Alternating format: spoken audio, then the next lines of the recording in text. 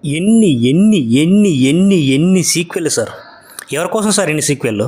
నిజంగా quality content మనకి ఇవ్వడం కోసమా, లేక ఆ పర్టికులర్ మూవీ మీద మనకున్న హైప్ని క్యాష్ చేసుకునే ప్రయత్నమా? ఈ టాపిక్ మీద ఈరోజు మనం మాట్లాడుకుందాం. ఈ మధ్య రిలీజ్ అవుతున్న ప్రతి పెద్ద సినిమా క్లైమాక్స్లో ఏదో పెద్ద ట్విస్ట్ అనేది ఒకటి పెట్టి తర్వాత ఏం జరుగుతుందో తెలుసుకోవాలంటే మళ్ళీ డబ్బులు పెట్టి టికెట్లు కొనుక్కొని మా సీక్వెల్ చూడండి అని చెప్పటం కామన్ అయిపోయింది. ఎందుకు మేకర్స్ ఇలా చేస్తున్నారు? ముందుగా ఇక్కడ మనం ఒక విషయం అర్థం చేసుకోవాలి. అదేంటంటే సీక్వెల్స్ వేరు, సినిమాటిక్ యూనివర్స్ వేరు. సీక్వెల్ అంటే ఒక కథకి కంటిన్యూషన్, అంటే ఆ సినిమా స్టోరీకి ముందు జరిగిన కథ కానీ తర్వాత జరగబోయే కథను కానీ మూల కథగా తీసుకొని ఒక సినిమా తీస్తే దాన్ని సీక్వెల్ అంటాం. Example Baahubali 1 and 2, KGF 1 and 2. ఇప్పుడు రాబోయే పుష్ప 2, SLR 2 కూడా సీక్వెల్ కేటగిరీలోకి వస్తాయి. ఇక రెండోది సినిమాటిక్ యూనివర్స్. అంటే ఇందులో ఒక కథకి ఇంకో కథకి ఏదో కనెక్షన్ ఉంటుంది, బట్ అవన్నీ సపరేట్గా వేరే స్టోరీలు మరియు వేరే హీరోలు అండ్ మిగతా కాస్ట్ ఉంటారు. Best example Lokesh cinematic universe, LCA అని కూడా అంటాం. ఈ LCAలో ఇప్పటిదాకా 3 సినిమాలు వచ్చాయి. అవి ఖైదీ, విక్రమ్, లియో. ఈ 3 సపరేట్ స్టోరీలు, సపరేట్ హీరోలు, బట్ అన్నింటికి ఒక కామన్ కనెక్షన్ ఉంటుంది. అన్నీ దాదాపు ఒకే టైంలో వేరే వేరే ప్లేస్లో జరుగుతూ ఉంటాయి. అలాగే మేబీ ఇంకో 2-3 సినిమాలు ఈ సినిమాటిక్ యూనివర్స్ నుంచి వచ్చాక అన్ని సినిమాలు ఒకే మూవీతో కనెక్ట్ అవుతాయి.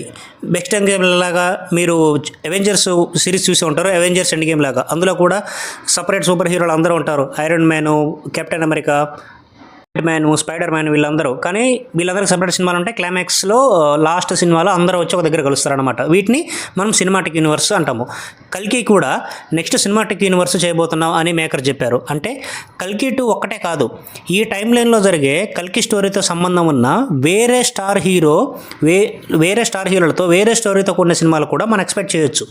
అలాగే బాలీవుడ్ నుంచి వచ్చిన Yashraj film spy universe, Yashraj films spy universe కూడా దీనికి ఎగ్జాంపుల్. దీంట్లో ఆల్రెడీ మనకి ఏక్ థా టైగర్, వార్, టైగర్ జిందా హై, పఠాన్, టైగర్ 3, ఇప్పుడు రాబోతున్న వార్ 2, ఇవన్నీ వైఆర్ఎఫ్ స్పై యూనివర్స్లో భాగం. సో ఇప్పుడు మీకు అర్థమైంది కదా, సీక్వెల్ అంటే ఒకటే కథ, ఒకటే హీరో, 2-3 పార్ట్లుగా సినిమాలు వస్తాయి. సినిమాటిక్ యూనివర్స్ అంటే డిఫరెంట్ కథ, డిఫరెంట్ హీరోలు, బట్ ఫైనల్గా అన్ని మూవీస్ ఏదో ఒక మూవీ దగ్గర కనెక్ట్ అవుతాయి అన్నమాట.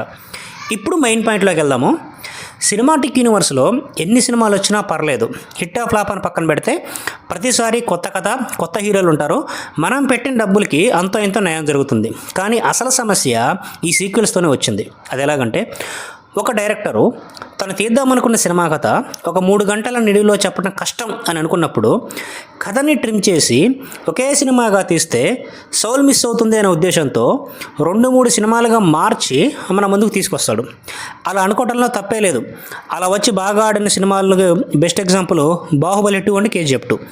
కానీ కొంతమంది మూవీ మేకర్స్ వాళ్ళు అనుకున్న స్టోరీలో దానికి కొనసాగింపుగా ఇంకో సినిమాకి సరిపడా కథ కానీ సబ్జెక్ట్లో దమ్ము కానీ లేకపోయినా 2 పార్ట్లుగా విడగొట్టి ఒక్కో పార్ట్లో సగం సినిమా మొత్తం కథకి అవసరం లేని అనవసరమైన విషయాలతో నింపేసి ఆ సినిమా మీద జనాలకు ఉన్న హైప్ని క్యాష్ చేసుకోవాలని చూస్తాడు.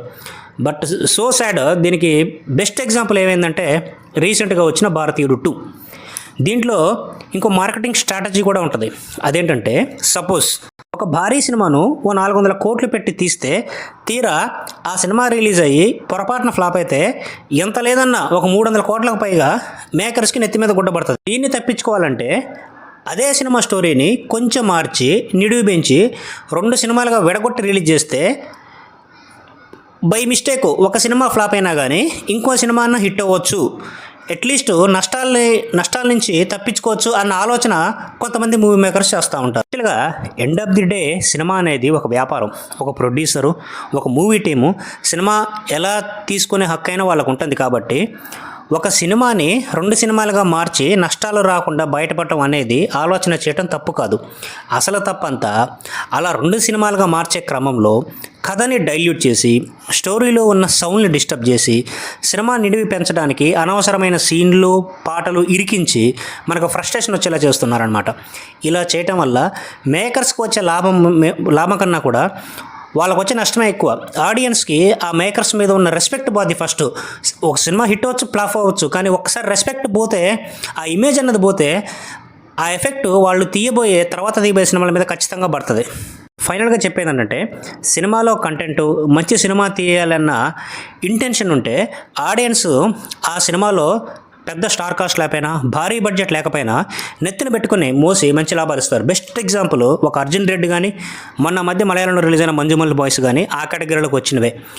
బట్ సేమ్ వే సినిమాకి ఎంత బడ్జెట్ పెట్టినా ఎంత పెద్ద స్టార్ కాస్ట్ ఉన్నా సినిమాలో దమ్ము లేకుండా ఆ మూవీ మేకర్స్ వాళ్ళ మెయిన్ ఉద్దేశము సినిమాని ఒక కాంబినేషన్ సెట్ చేసుకుందాము, ఒక పెద్ద హీరో పెట్టుకుందాము, పెద్ద డైరెక్టరు, ఒక మ్యూజిక్ డైరెక్టరు, ఇంత పెద్ద బడ్జెట్, ఇంత పెద్ద స్టార్ కాస్ట్ పెట్టి అన్నీ ఎక్కడ మంచి గ్రాఫిక్స్ అన్నీ పెట్టుకొని అసలు సినిమాకి అవసరమైన మూల కథని నిర్లక్ష్యం చేసి ఏదో తూతూ మంత్రంగా సినిమా తీసి మీద పడేస్తే జనాలు అమాయకులు కాదు కదా.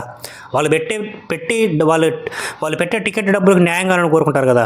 అలాగా ఇంటెన్షన్ లేకుండా కేవలం హైప్ని క్యాచ్ చేసుకుందామని సినిమాని సీక్వెన్స్గా విడగొట్టి తీసినా లేదా డైరెక్ట్ సింగిల్ సినిమాగా తీసినా సరే రెండో ఆటకే సినిమాను ఎత్తి నేలకేసి కొడతారు ప్రేక్షకులు. మూవీ మేకర్స్ ఈ విషయం కొంచెం గుర్తుపెట్టుకోవాలా. So that's it for today video guys. Thank you for watching. This is Shiva Prasad signing off.